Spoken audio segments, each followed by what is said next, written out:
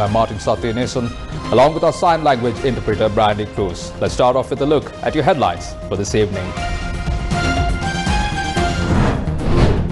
Body of Dinura Vijayasundara, who was reported missing following an excursion to Mini World's End in Madolsima, found following a tedious search and rescue mission by Army Special Forces. Gazette on essential items ceiling prices nullified. Trade Minister Bandula Guruvardhana informs Parliament. China to launch an energy project on 3 islands in the north. These are approved projects. This issue of some complaints were received, and I think that's been looked into, and there'll be an exchange of views, and then this will be discussed in detail with the relevant authorities. Attorney General informs IGP the investigations and materials submitted over 2019 terror attacks are incomplete and directs IGP to complete probe without delay. If anyone is linked to foreign intelligence, such allegations must be investigated. Minister Vimal Veeravansa requests the President. China supports a resolution by the UN Security Council against military rule in Myanmar. Now those stories in detail. Dinura Vijayasundara, a 3D graphic designer attached to Sirasa TV, went missing on the 7th of this month while on an excursion to the Mini World's End in Madolsima. Today, after continuous tireless efforts by rescuers, Dinura's body was found at the foot of a precipice 1,200 feet from the mountain top.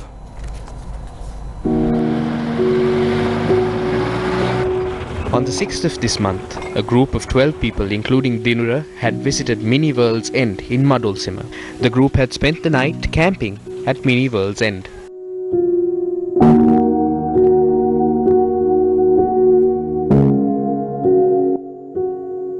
However, incessant rain and thick mist in the area had forced the rest of the group to return to their vehicles at early morning around 3 a.m. His colleagues have later realized Dinura was missing.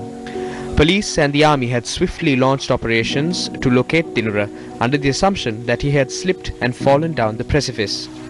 A special team assigned by the Sri Lanka Army had entered the area the following day in search of Dinura, braving the thick mist and gale force winds prevalent in the area. Although fully fledged operations in search of Dinura conducted over 2 days had proved futile, a team comprising more than 200 police and army officials continued operations today.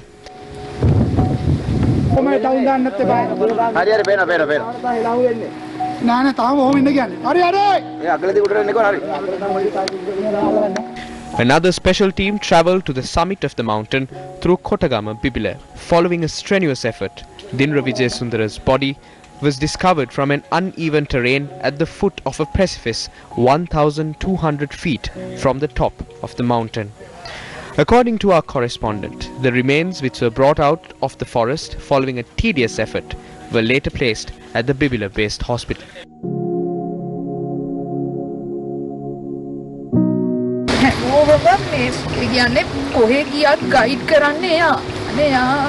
confidence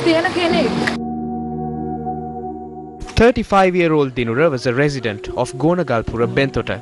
He had joined Sirasa TV in September of 2019 as a 3D graphics artist.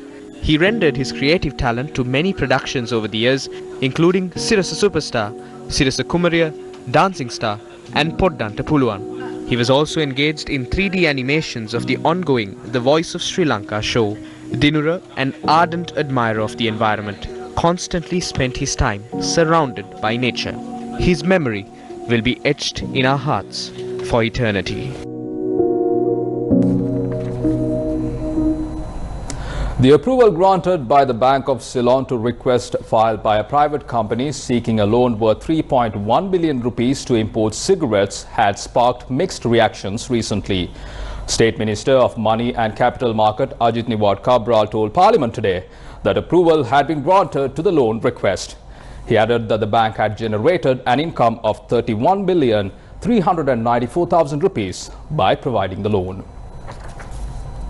DS Gunasekara පෞද්ගලික සමාගමට A Bank of Ceylon branch had approved a loan of 3.1 billion rupees to be given to a private company identified as DS Gunasekara. Two officials on the board of directors at BOC had opposed this request, but the loan request had been approved under an interest rate charged by the bank to their best customers. DS Gunasekara Private Limited is a blacklisted company at the Credit Information Bureau as a result of defrauding more than 150 million rupees. Is it consistent with the policies of the Bank of Ceylon to offer a loan to an entity that hopes to stock cigarettes and earn profits? Otherwise, who approved this loan request?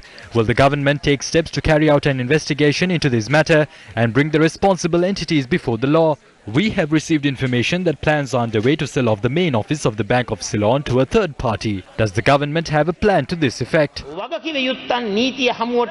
පැමිණීමට රජයේ කටයුතු කරන්නේද? නිසි ක්‍රමවේදය අනුගමනය කරමින් එම සමාගමේ ඉල්ලි The Bank of Ceylon had approved a loan of 3.1 billion rupees in line with the due procedure after considering the long-term business history and the financial strength of the company. But the company only aims at using 2.1 billion rupees to make the relevant purchase. Regarding the question raised by the opposition, I wish to state that the Bank of Ceylon had adopted the due procedure while providing the loan. Anything had not taken place outside the framework.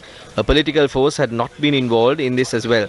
I wish to inform Parliament that the stability of the bank has not been affected as the loan and the relevant interest has been recovered. We have learned that the Bank of Ceylon had generated an income of 31,394,000 rupees through this transaction. I wish to confirm that there are no plans to give away the main office of the Bank of Ceylon to a third party.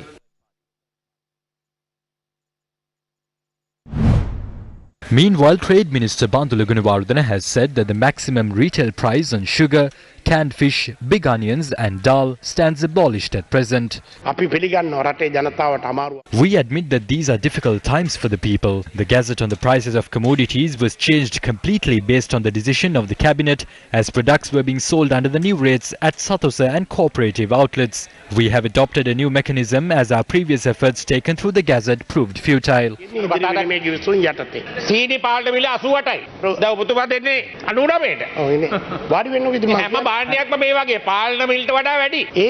Although we issued a gazette imposing a maximum price on white sugar, canned fish, big onions and dal, it was not sold under these rates in stores except for Satosa.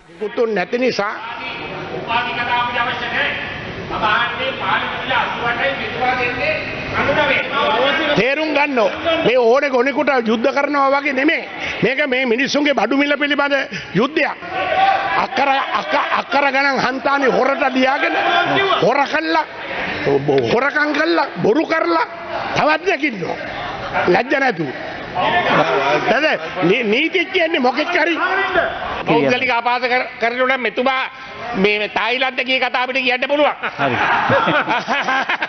අපි එහෙම කරන්නේ අපි එහෙම කර මම ඇහුවේ පාලන මිල 88යි මෙතුමා දෙන්නේ 99ට. හරි. මම ඒකයි ඇහුවනේ ඒක උත්තරයක් දුන්නේ මෙතුමා. ඔබතුමාගේ ප්‍රශ්නේ 27 essential commodities are being sold under concessionary rates at Satosa and cooperative stores since yesterday. Against such a backdrop, what is the relief that has been received by the people? Our correspondent came across a woman who was facing difficulties in purchasing goods due to the high cost. තියෙන හැටියට තින් දුප්පත් විදියට ඒ ආකාරයෙන් ඒව කරගන්න ඕනේ. පින්පඩිය 300යි. ඒ කාරණා තමයි මම ඉන්නේ එළවලු ටිකක් ගන්න. A kind-hearted individual who witnessed the plight of the woman volunteered to purchase goods for her. මේක මං හිතන්නේ ඔය විහිළු කතා කීකේ රූපවාහිනියේ මේ වොයිස් කට් දාන කට්ටියට පේන්නේ නැහැ. ඒක නිසා මං කරුණාවෙන් ඉල්ලා සිටිනවා ඇවිල්ලා නගරේ ඇවිදලා බලන්න අද මිනිස්සු විඳින පීඩාව. ආණ්ඩුව කියන ගානට බඩු කොහෙද දෙන්නේ? අපිට ආඩුවට බඩු දුන්නොත් අපි ආඩුවට බඩු විකුණනවා. අපිට 105යි 106යි මේ හාල් දෙන්නේ. ඉතින් හාල් 94 විකුණන බන්දුන ගුණ 74 ගෙනල්ලා දුන්නොත් අපිට විකුණන්න පුළුවන්. 27ක් කර බඩු පහක් ඇති ඕනනම් අයිටම් පහක්. සීන 85 තිබ්බේ 99 කළා දෙන්නේ. Residents of several areas expressed these views on the revised rates of commodities. බඩු මිල ඉතාලම ඉහළයි මේ දවස්වල. ඉල්ලුමට සැපවීමක් නැහැ. මම ඊයේ අඩු වෙනවා කිව්ව හින්දා තමයි දුවගෙන ඇවිල්ලා දැන් අඩුවට ගන්න ආවා. කඩවල අඩුවක් නැහැ. කඩේ මුදලාලි කියනවා තිබ්බටත් වඩා වැඩි වෙයි.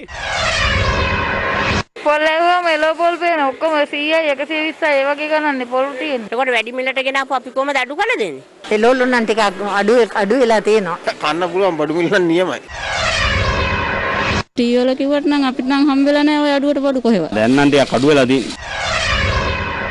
පොල් ගෙඩියක් රුපියල් 100යි. හාල් කිලෝ එකක් 110ක් 140ක් ඔය වගේ ප්‍රමාණයට යන්නේ. පුදුම මේ දුකක් විඳින්නේ ජීවත් වෙන්න. ඉතින් අද 100ක් හෙව්වොත් 200ක් වේදම් කරන්න වෙලා තමයි තියෙන්නේ. හාල් 170 වෙලවුල ඔක්කොම ගන්නවා. ගත්තේ නෑ අපේ මොන ලාභෙද මහත්තයා පේන්නේ නැද්ද? කියනවා තමයි ඉතින් කිව්වට අඩු කරන්නේ නෑනේ මම දෙයියෝ. මේ වෙනකොට අමිරික කරලක් රුපියල් 10ක් වෙනවා. ග්‍රෑම් 100ක් රුපියල් 120ක් වෙනවා. කිලෝ එකක් 1200ක් වෙනවා.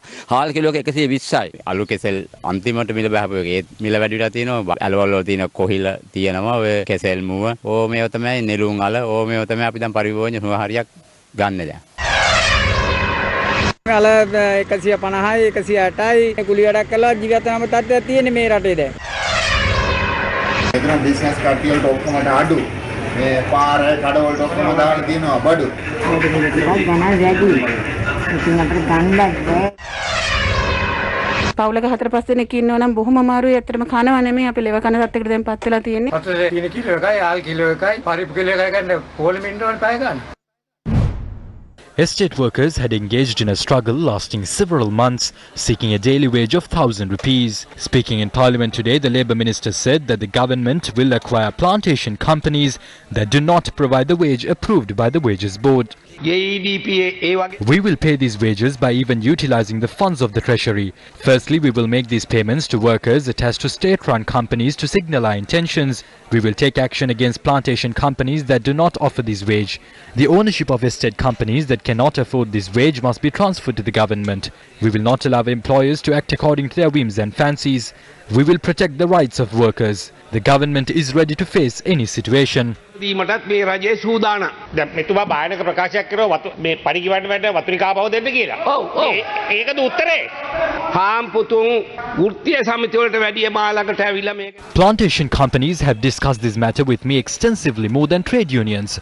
Half of these companies have agreed to offer these wages, but they are standing together as one association. They are not divided like trade unions. Therefore, the President and the government have clearly said that if employers cannot pay these wages, the companies can be handed over to the government. Then we will be in charge of these companies and pay them the wages. That is the alternate solution. We must protect this industry. වෘත්තීය සමිති මස්කාත්තලම ඉල්ලන්න එපා. මේ industry එක, මේ ව්‍යාපාරය අපි ආරක්ෂා කරගන්න ඕනේ. The All Ceylon Estate Workers Union points out that there is an ulterior motive behind the government's attempts to take over plantation firms which do not remunerate 1,000 rupees. They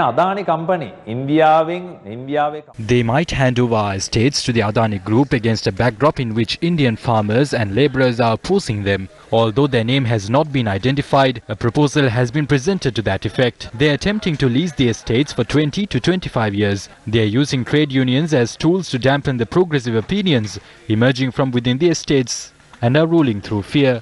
අදහස පවා මඩ පවත්වන්න තමන්ගේ කුලි කණ්ඩායම තියාගෙන බය කරගෙන ඉන්නවා. Meanwhile, Cabinet spokesperson Keheliya Ramukwella has said that it is the government that makes a final decision on projects taking place in the country. Anyone has the freedom to seek involvement in a project, but it is the government that decides whether to approve it or not. We have a policy on that based on the policy titled Vistas of Prosperity and Splendor. We will not go against this policy.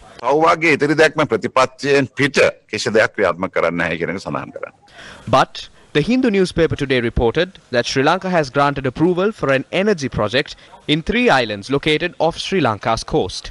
The report noted that Sri Lanka's recent decision to pull out of the East Container Terminal deal with India and Japan is not the only challenge to New Delhi's interests emerging this year. It added that Sri Lanka had cleared a Chinese energy project in 3 islands off the Jaffna Peninsula, barely 50 kilometers from the Tamil Nadu coast, a week before reneging on the 2019 East Container Terminal agreement. According to the report, hybrid renewable energy systems are to be installed in the Nainathu, Delft and Analathu islands based on cabinet approval received on the 18th of January. The tender for these projects had been handed over to the Sinosaur Etwin joint venture in China upon receiving the approval from the cabinet. These are approved projects this issue of some complaints were received, and I think that's been looked into, and that will be there'll be an exchange of views, and then this will be discussed in detail with the relevant authorities. Meanwhile, the Sri Lanka Tea Board has signed a memorandum of understanding with Fujian Star China International Trade Company Limited to promote pure Ceylon tea in the Chinese market. Under the 15-year agreement, Fujian Star China International Trade Company will purchase more than 4 million kilos of tea from Sri Lanka annually. Although the Sri Lankan embassy in China said that the Chinese company will purchase tea on a pre-agreed price, the Sri Lanka Tea Board said that tea would be exported under the existing market rates in Sri Lanka.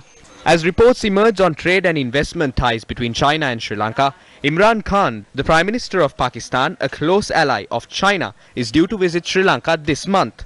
The Pakistani Prime Minister will visit Sri Lanka on the 22nd of this month and will deliver a special address in Parliament at 2 p.m. on the 24th of February. We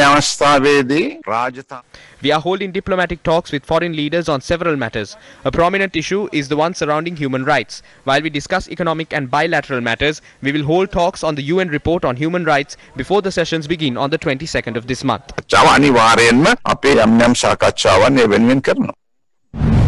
Former parliamentarian Dr. Nalinda Jayatissa had recently told the BBC Sinhala service that he believes that India was behind the April 21st attacks in Sri Lanka in 2019. He had made these remarks based on evidence that had been put forward before the Parliamentary Select Committee that investigated the bombings. Journalists raised questions regarding the stance of the government on the matter during a media briefing today.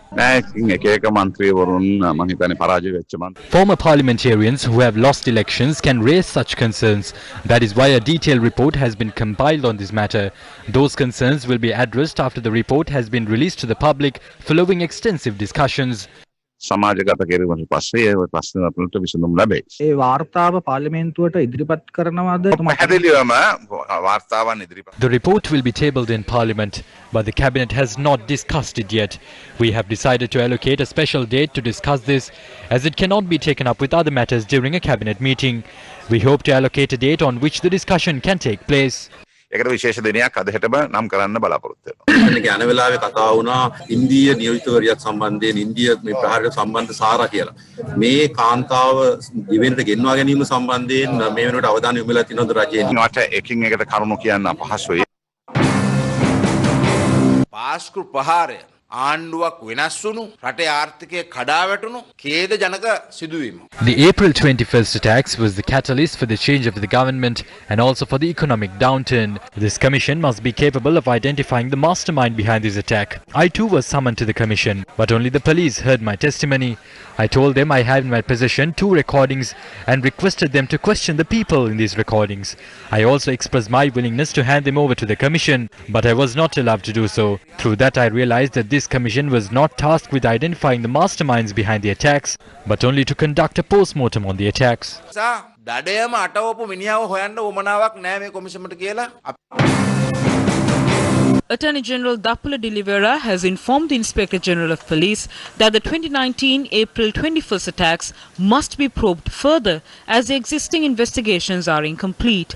The state prosecutor has informed the police chief to conduct further investigations after obtaining a copy of the report prepared by the Presidential Commission that probed the bombings. In a 30-page document, the Attorney General had directed the Inspector General of Police to submit a complete investigation report in 2 weeks.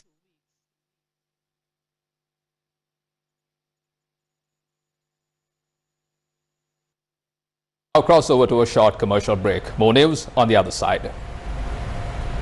Do your online shopping now with Sambole.lk to get it home delivered or pick up on your way. Sambole.lk.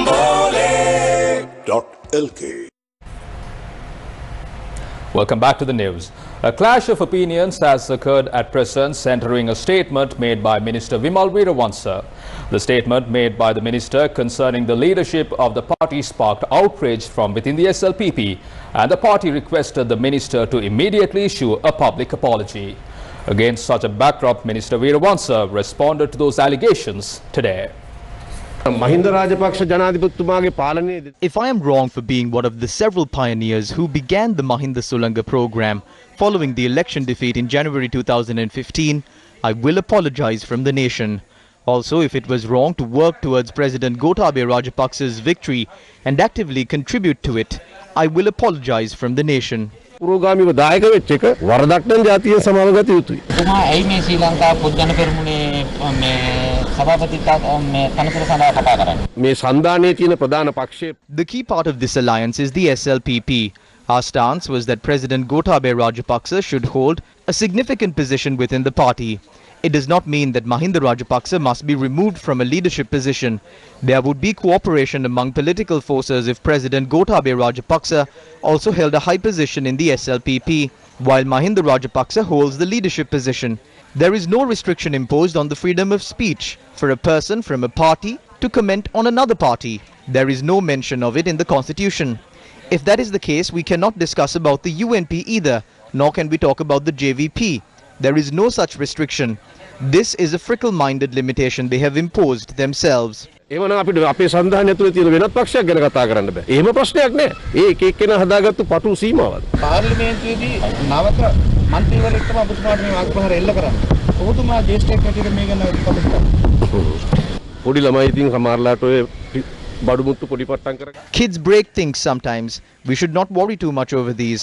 If two doctors attached to the National Freedom Front or any other person from the party is linked to foreign intelligence agencies, I request the President to instruct the IGP to investigate such allegations. A statement must be recorded from the person who made such an allegation. ඔයලා බලලා එහෙම උතු සේවා වලට සම්බන්ධ නම් අවශ්‍ය ක්‍රියාමාර්ග ගන්න. ඔය බොරු අවතර ගන්න.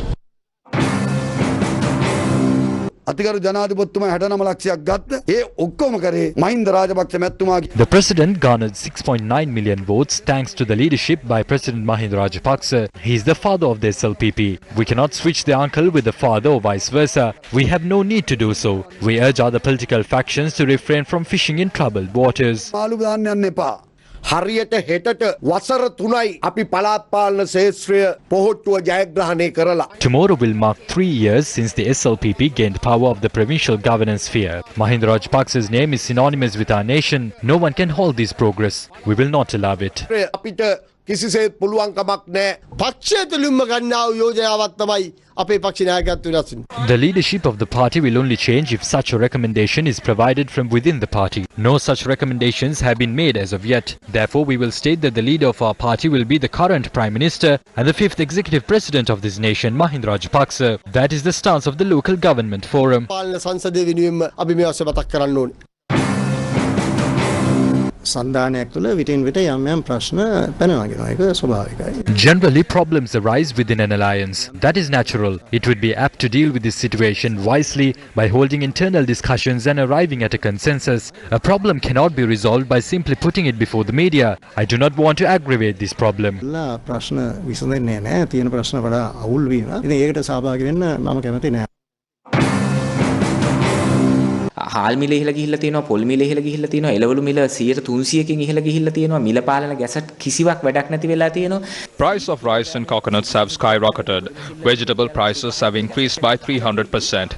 Gazettes on price ceilings have been nullified. When there is a gazette issued to sell white sugar at 85 rupees, the Minister of Trade has stated that the white sugar will be sold at 99 rupees at Satosa. The people are trapped in this. This is a massive social issue. Instead of addressing this pressing matter, attention is paid to the rift between Vimal Veeravansa and Sagar Karyavasam, or the nationalist faction of Vimal Veeravansa and the neo-liberal faction of Basil Rajapaksa. Fake questions, answers, heroes and villains seem to be emerging. එනිසා බොරු ප්‍රශ්න, බොරු උත්තර, බොරු වීරයෝ, බොරු දුෂ්ටයෝ කරලිගත වෙමින් ඉන්නවා. The upcoming UN Human Rights Council session has once again sparked an international dialogue on Sri Lanka.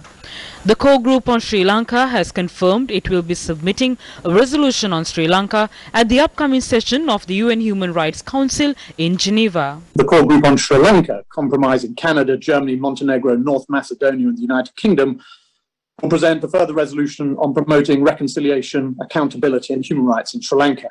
The resolution will be informed by the recent report of the Office of the High Commissioner for Human Rights. The resolution is a follow-up to the one already co-sponsored by the former government, from which the current administration withdrew last year. Braithwaite said the resolution will be based on the recent report on Sri Lanka by the UN High Commissioner for Human Rights, Michelle Bachelet. The Human Rights Council of the United Nations must always work within its scope. The Human Rights Council of the United Nations does not have the right to interfere with the internal affairs of a country. This is the main weak point of the report presented by the High Commissioner of the UNHRC. No matter what investigation you carry out, priority must always be given to the Constitution, which means the law and the public mandate symbolized by the election result. You cannot do justice to a country without paying attention to this. මේවා ගැන අවධානය යොමු නොකොට රටකට කිසිසේත් සාධාරණත්වයේ ඉෂ්ට කරන්න බැරි බව අපි ප්‍රකාශ කරන්නට කැමතියි. The Satyagraha commenced by the inter-university students' movement opposite the temple trees is still ongoing. The Satyagraha commenced last afternoon, demanding justice for a group of students who were allegedly aggrieved in being granted university entrance based on the results of the 2019 A-level examination. The situation intensified this afternoon when a senior police officer attempted to convince the protesters to disperse. You can protest, but there is a specific place reserved for protests. The pavement is for people to walk about. Do not attempt to build obstructions in this area. If you do so, it will lead to an issue.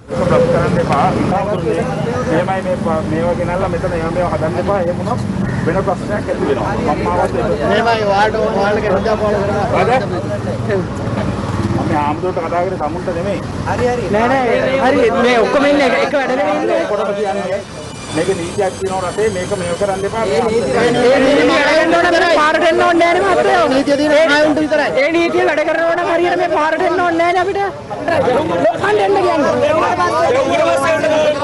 මහා මනුස්සයාට එන්න කියන්නේ එච්චරයි. The Satyagraha continues demanding a fair solution for their demands. A group of state officials, including the Secretary to the Ministry of Wildlife and Forest Conservation, arrived at the location to inspect the rare flora species Crudia zelenica, which is under the threat of being destroyed by the expressway. The species was discovered in a forest patch near the Darulua railway station in Gampaha.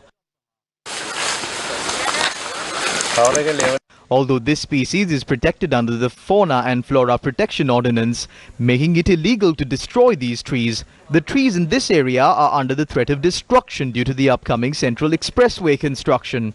Although the Department of Wildlife has expressed an agreement on relocating the trees, the Forest Department had not made a statement of interest owing to the construction of the expressway. A group of state officials, including the Secretary to the Ministry of Wildlife and Forest Conservation, M.K. Bandula Harishchandra, arrived at the location to inspect the situation.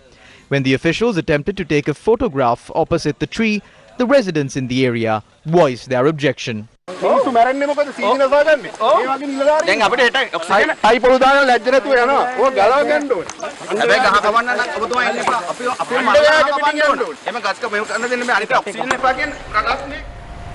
The government has taken steps to seek the opinion of the public to revise the Press Council Act.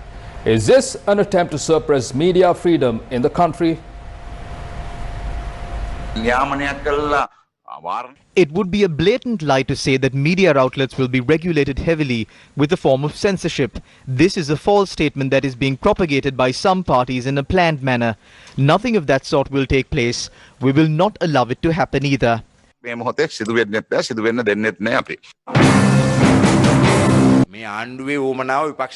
The government's objective is to suppress the opposition and the media while empowering their allies.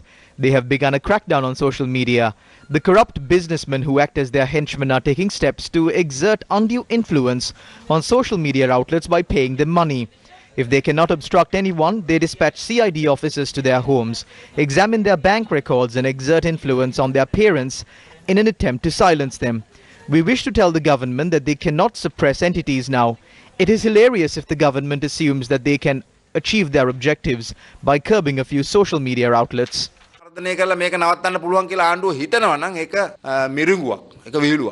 Are you comfortable the way in which the media is being handled by this current government? There are moves now to amend this whole act about the Sri Lanka Press Council and so on.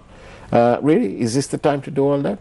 Isn't this the time you need a free and open media to expose all the nonsense that's going on? Well, in my viewpoint, at all times, media should be free from all obstacles and shackles. If we are talking of regulation, it has to be regulation which is conducted by these particular media institutions by themselves. I am a great believer in self-regulation. I hope and pray that media institutions will have sound-minded thinkers who will try to promote the truth, sound news and information, and be non-discriminatory and impartial at all times. And do you feel that there are enough rules and regulations now to protect anyone who's concerned about being defamed or anything like that? I think for the most part, I would promote the path of self-regulation. I think media institutions should be given the freedom to make those invaluable choices.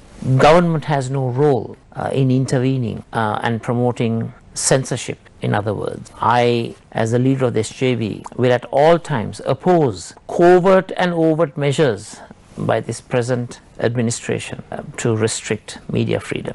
Media freedom is an invaluable characteristic in a sound democracy. Meanwhile, civic and political activities to protect democratic rights are forming alliances. A group including former Speaker Karu Jayasuriya, opposition MPs, retired judges and lawyers gathered in Colombo today.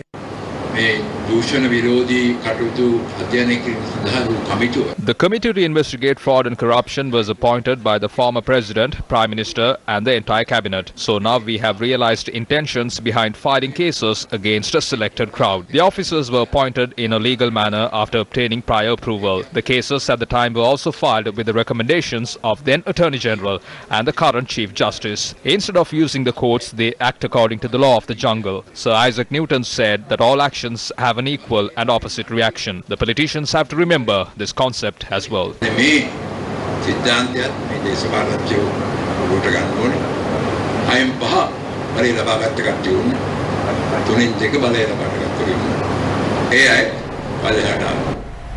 Sri Lanka's tally of COVID-19 infections rose to 70,806 following the detection of 571 cases today.